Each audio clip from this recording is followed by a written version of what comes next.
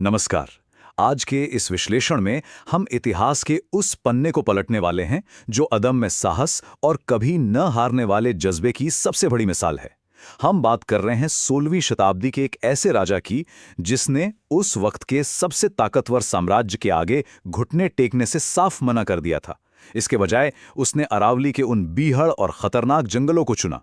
मतलब जरा सोचिए, जब राजपूताना की बड़ी बड़ी रियासतें एक एक करके दिल्ली के सामने सिर झुका रही थीं, तब मेवाड़ अकेला डटा हुआ था। उसने अपनी आजादी और अपने फैसले खुद लेने के अधिकार को किसी भी कीमत पर बिकने नहीं दिया। आज हम यही समझेंगे कि कैसे एक छोटी सी सेना ने एक इतने विशाल साम्राज्य की रातों की नींद उड़ा दी थी। चलिए शुरू करते हैं। तो इस गाथा की गहराई में उतरने के लिए शुरुआत वहीं से करते हैं जहां से कहानी का असली वजन समझ आता है, यानी सबसे बड़े दुश्मन के शब्दों से। महाराणा प्रताप के निधन की खबर जब सम्राट अकबर को मिली तो उन्होंने कहा था, ऐ प्रताप, तू जीत गया। तूने कभी अपनी पगड़ी मुगलों के सामने नहीं झुकाई। ये अपने आप में कितना अद्भुत है ना। एक ऐसा साम्राज्य जो पूरे भारत को जीतने निकला हो, उसका शासक अपने सबसे बड़े दुश्मन की मौत का जश्न मनाने के बजाय उसके सम्मान में आंसू बहा रहा था। यह साफ दिखाता है कि हम यहां सिर्फ किसी युद्ध का इतिहास नहीं खंगाल रहे हैं। ये उस सम्मान की कहानी है जो एक सच्चा योद्धा अपने दुश्मनों से भी छीन लेता है। भाग 1, महाराणा का उदय। तो अब सवाल उठता है कि जबरदस्त प्रतिरोध की इस हिम्मत की जड़ें आखिर थीं कहां। इसे समझने के लिए हमें महाराणा प्रताप के बचपन में जाना होगा। एक शाही परिवार में जन्म तो जरूर लिया, लेकिन उनका बचपन महलों की मखमली दुनिया में नहीं बीता। इसके उलट वो अरावली की ऊंची नीची पहाड़ियों और घने जंगलों में पले बढ़े। भील समुदाय के बीच रहकर, जिन्हें वो अपना परिवार ही मानते थे, प्रताप ने पहाड़ी युद्ध के वो पैंतरे और गुप्त रास्तों के वो रहस्य सीखे जो आगे चलकर उनका सबसे बड़ा और कह सकते हैं सबसे घातक हथियार बनने वाले थे। इतिहास में कुछ पल ऐसे आते हैं जो सब कुछ हमेशा के लिए बदल कर रख देते हैं। 1567 में बिल्कुल ऐसा ही हुआ था। एक लंबी और भयानक घेराबंदी के बाद मुगल सेना ने मेवाड़ के गौरव चित्तौड़गढ़ पर कब्जा कर लिया। पर बात सिर्फ एक किले के हाथ से जाने की नहीं थी। इसके बाद जो हुआ वो रूह कपा देने वाला था। 30,000 निर्दोष नागरिकों के कत्लेआम का आदेश। अपनी ही आंखों के सामने अपनी प्रजा का ऐसा खून बहते देख युवा प्रताप के दिलो दिमाग पर जो असर हुआ, उसकी आप बस कल्पना कर सकते हैं। दूसरों की जमीन हड़पने की साम्राज्यवादी नीति के खिलाफ उनके अंदर एक ऐसी आग भड़क उठी जो ताउम्र बुझने वाली नहीं थी। कोई भी कूटनीति अब इस विद्रोह को शांत नहीं कर सकती थी। अब देखिए, 1572 में जब प्रताप गद्दी पर बैठे तो उनका पहला कदम क्या था, ये जानकर सच में रोंगटे खड़े हो जाते हैं। राजा बनते ही उन्होंने किसी शाही सुख सुविधा की मांग नहीं की, बल्कि उन्होंने एक बेहद कठोर शपथ ली। उन्होंने तय किया कि जब तक उनकी प्रजा बेघर है, जब तक मातृभूमि आजाद नहीं होती, वो सोने चांदी के बर्तनों में खाना नहीं खाएंगे, महलों में नहीं रहेंगे। एक राजा ने अपने देश के लिए पत्तों की थाली और घास का बिस्तर चुना। ये सिर्फ दिखाने के लिए किया गया कोई त्याग नहीं था, बल्कि एक बहुत कड़ा संदेश था कि जब देश पर संकट हो तो एक राजा और एक आम इंसान में कोई फर्क नहीं रह जाता। भाग 2, कूटनीति का उल्टा गिना जाता समय। अब मेवाड़ और दिल्ली के बीच एक ऐसा तनाव भरा दौर शुरू हुआ जिसे हम खुले युद्ध का काउंटडाउन कह सकते हैं। Tick tock tick tock. दोनों ही पक्ष बहुत अच्छी तरह जानते थे कि आमना सामना होना तो तय है, बस बिसात बिछाई जा रही थी। अब इस पूरी प्रक्रिया में जो सबसे दिलचस्प बात है वो ये है कि मुगलों ने कूटनीति का हर एक पैंतरा आजमा लिया। साम, दाम, दंड, भेद, सब कुछ। लगातार 4 राजदूत मेवाड़ भेजे गए। 1572 में जलाल खान, फिर 1573 में मानसिंह और भगवंत दास, और आखिर में 1576 में टोडरमल। प्रस्ताव एकदम साफ था, हमारी अधीनता स्वीकार कर लीजिए और बदले में आधा हिंदुस्तान आपका। लेकिन महाराणा का जवाब हर बार वही रहा, आजादी कोई व्यापारिक सौदा नहीं है। सुख सुविधाओं के लिए अपनी संप्रभुता, अपनी पहचान का सौदा करने से उन्होंने हर बार सीधा इनकार कर दिया। तो फिर वो चिंगारी कहां से भड़की जिसने इस पूरे युद्ध को जन्म दिया? वाकया उदय सागर झील के किनारे का है। वहां कुंवर मान सिंह के लिए एक शाही भोज रखा गया था, लेकिन महाराणा प्रताप ने वहां जाने से साफ मना कर दिया, ये कहकर कि उनके सिर में दर्द है। अब सच कहूं तो ये कोई आम सिरदर्द नहीं था, ये उस पारिवारिक मर्यादा और कूटनीतिक सिद्धांतों की टकराहट थी। महाराणा किसी ऐसे शासक के साथ बैठकर खाना नहीं खाना चाहते थे जिसने राजनीतिक फायदों के लिए मुगलों से वैवाहिक संबंध जोड़े हों। बस इस एक इनकार ने शाही अहंकार को इतनी गहरी चोट पहुंचाई कि कूटनीति के सारे दरवाजे हमेशा के लिए बंद हो गए। अब सिर्फ और सिर्फ युद्ध का नगाड़ा बजना बाकी था। भाग 3, हल्दी घाटी का युद्ध। इसी कूटनीतिक विफलता का नतीजा था वो ऐतिहासिक टकराव जिसकी गूंज आज भी इतिहास के पन्नों में साफ सुनाई देती है। जून 1576 का हल्दी घाटी का युद्ध। हमारे आज के इस विश्लेषण का ये वो हिस्सा है जहां ऊर्जा, रणनीति और बलिदान सब कुछ अपने बिल्कुल चरम पर है।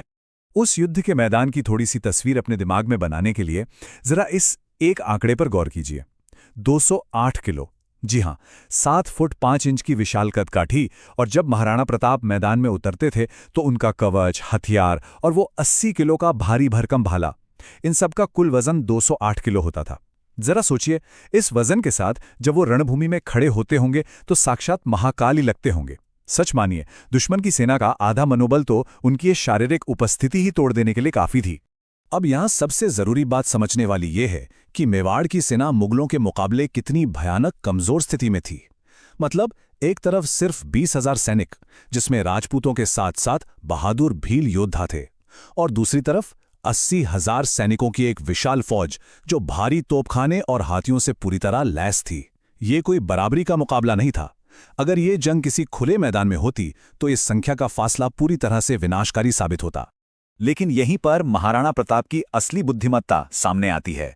दुश्मन की इस भारी संख्या को बेअसर करने के लिए उन्होंने भूगोल को अपना हथियार बनाया।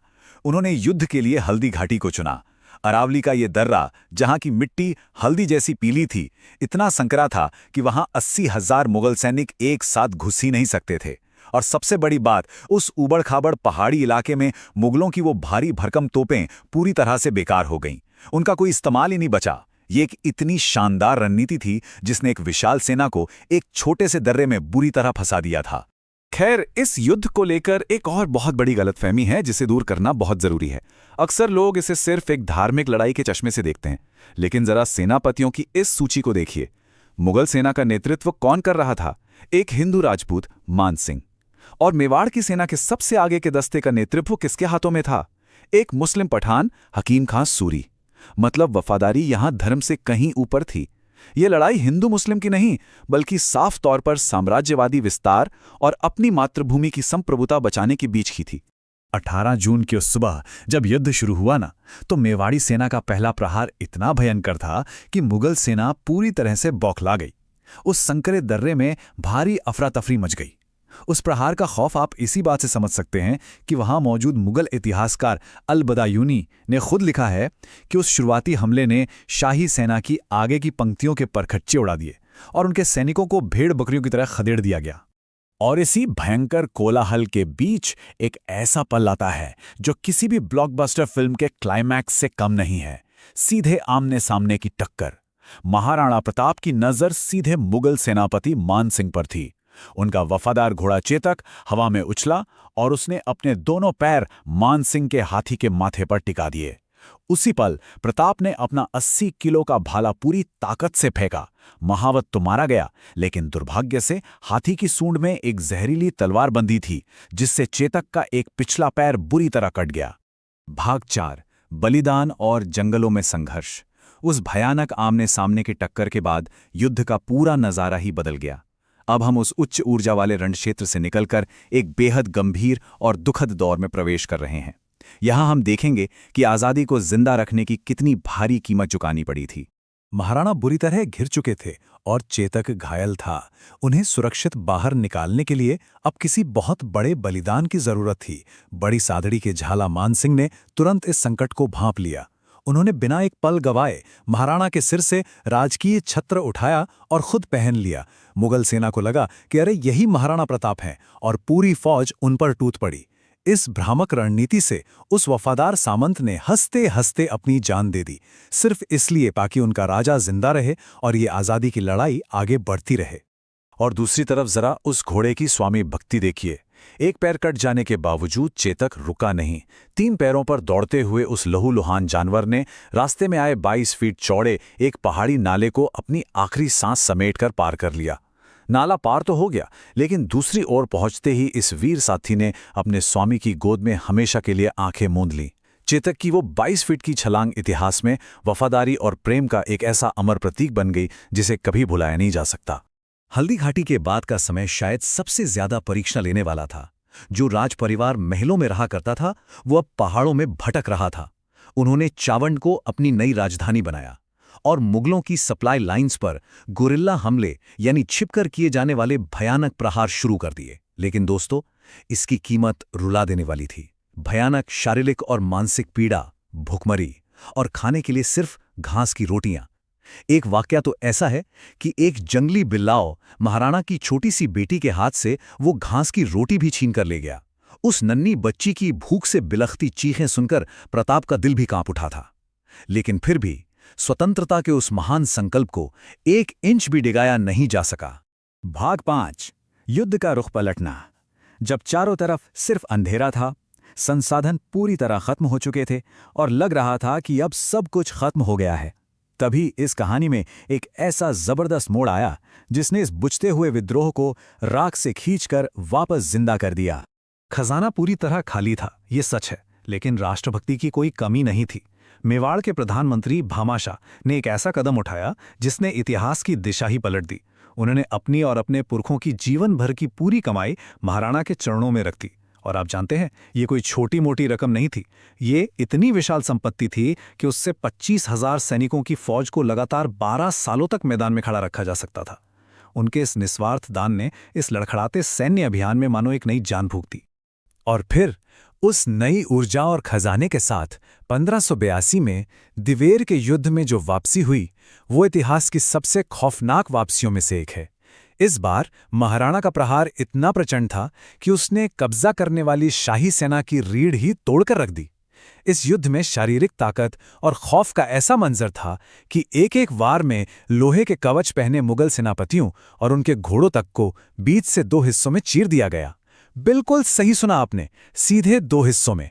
इस भयंकर पलटवार ने दुश्मनों में ऐसी दहशत फैलाई कि पूरी की पूरी सेना रणक्षेत्र छोड़कर भाग खड़ी हुई। दिवेर की जीत के बाद अधिकांश मेवाड़ मुगलों से वापस छीन लिया गया। तो अंत में जब हम इस पूरी आज़ादी की यात्रा को देखते हैं तो दिमाग में एक बहुत ही गहरा सवाल उठता है। जो साम्राज्य उस समय दुनिया के सबसे बड़े हिस्से पर राज करता था, वो पहाड़ों में छिपकर घास की रोटी खाने वाले एक राजा के आत्मसम्मान को आखिर क्यों नहीं कुचल पाया? हमारा आज का यह विश्लेषण इसी विचार के साथ आपको छोड़ जाता है कि क्या किसी भी राज्य या व्यक्ति की असली ताकत उसकी विशाल सेनाओं या खजाने में होती है, या फिर उस कभी न झुकने वाले संकल्प और अपनी आज़ादी से प्यार करने वाले दिल में बसती है? सोचिएगा ज़रूर। आज के इस विश्लेषण में हमारे साथ जुड़ने के लिए आपका बहुत बहुत धन्यवाद।